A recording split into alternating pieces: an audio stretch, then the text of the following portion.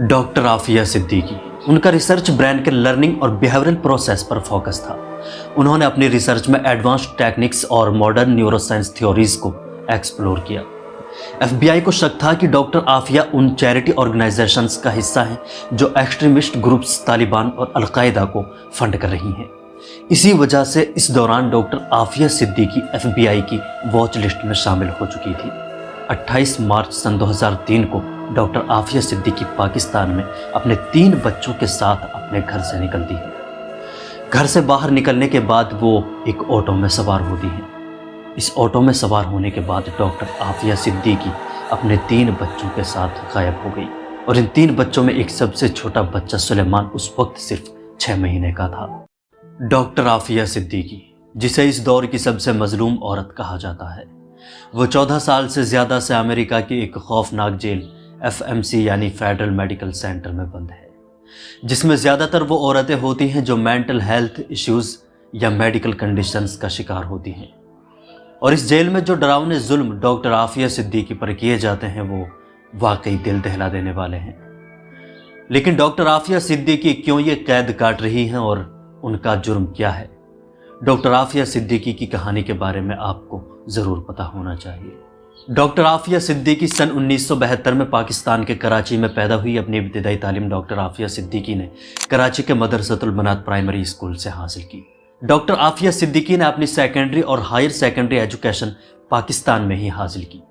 छोटी उम्र में ही डॉक्टर आफिया सिद्दीकी का रुझान मजहबी तालीम और साइंस की तरफ था। वो इतनी ज़हीन थी कि वो हर क्लास में टॉप करती रही। इसके बाद डॉक्टर आफिया सिद्दीकी आगे की तालीम हासिल करने के लिए अमेरिका चली गई। अमेरिका में MIT में एडमिशन हुआ और यहाँ से बायोलॉजी में बैचलर्स की अंडर ग्रेजुएट डिग्री हासिल की। इसके बाद उसने ब्रैंडिस यूनिवर्सिटी से न्यूरो साइंस में PhD की डिग्री हासिल की। उनका रिसर्च ब्रेन के लर्निंग और बिहेवियरल प्रोसेस पर फोकस था। उन्होंने अपनी रिसर्च में एडवांस्ड टेक्निक्स और मॉडर्न न्यूरोसाइंस थ्योरीज को एक्सप्लोर किया। डॉक्टर आफिया की रिसर्च उनकी फील्ड में सिग्निफिकेंट और ग्राउंड ब्रेकिंग मानी गई थी। अमेरिका में पढ़ाई के दौरान 1995 में डॉक्टर आफिया की शादी पाकिस्तान के ही एक डॉक्टर अमजद से हुई। उनके 3 बच्चे भी हैं। सबसे बड़ा बेटा अहमद, उससे छोटी उनकी बेटी मरियम और सबसे छोटा बच्चा सुलेमान था। सन 2001 में उसने PhD की डिग्री कंप्लीट की। सन 2001 ये वो साल था जिस साल अमेरिका में 9/11 अटैक का मामला सामने आया।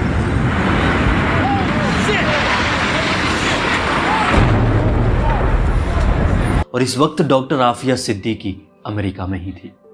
9/11 अटैक के बाद अमेरिका में मुसलमानों को लेकर एक खास प्रोपेगेंडा जारी था। Coverage focuses now on how 9/11 impacted and changed the lives of Americans and those in our Muslim community.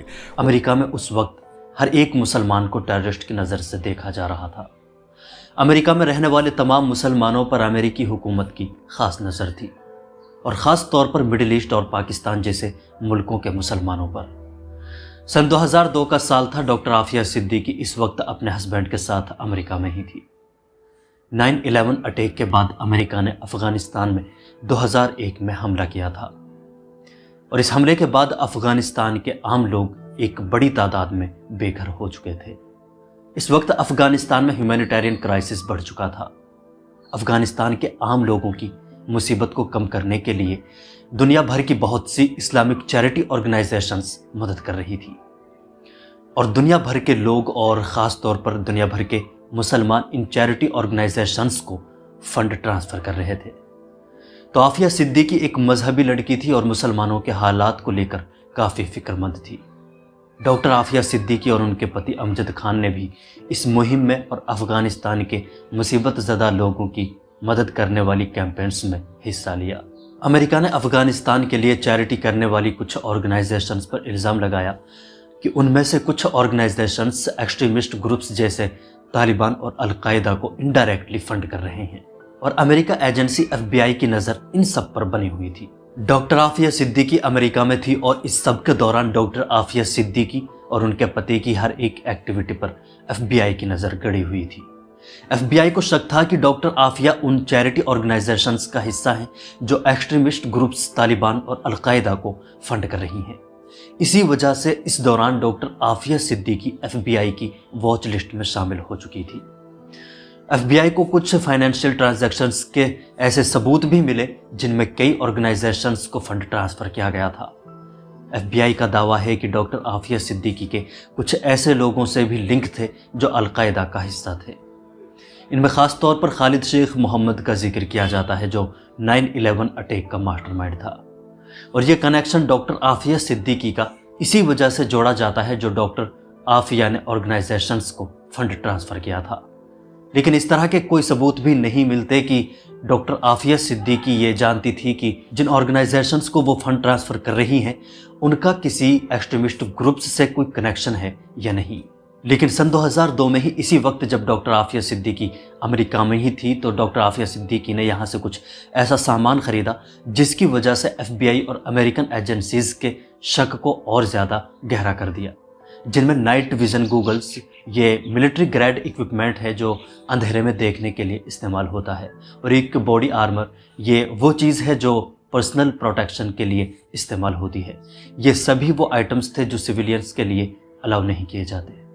Doctor Aafia Siddiqui پہلے سے ہی FBI اور دوسری امریکن ایجنسیز کے نشانے پر تھی، اور ان سبھی چیزوں کے بعد امریکن ایجنسیز کا شک عافیہ صدیقی پر یقین میں تبدیل ہو گیا، اور اب ڈاکٹر عافیہ صدیقی اور ان کے پتی کو بھی یہ شک ہو چکا تھا کہ وہ امریکہ کی بڑی ایجنسیز اور FBI کے نشانے پر ہیں۔ اور اسی دوران ان دونوں کے بیچ اختلافات بھی شروع ہو گئی، اور سن 2002 میں دونوں کے بیچ طلاق ہو گیا۔ طلاق ہونے کے بعد ڈاکٹر عافیہ صدیقی پاکستان لوٹ گئی۔ ان کے پتی ڈاکٹر امجد کے مطابق ان کے طلاق کی وجہ یہی تھی کہ ڈاکٹر عافیہ صدیقی ایک سخت مذہبی اور ایک ایکسٹریمسٹ ویوز رکھتی تھی، اور اس سب کی وجہ، ان کے بیچ جو جھگڑا کی وجہ تھی وہ یہی تھی کہ وہ دونوں FBI کے نشانے پر تھے۔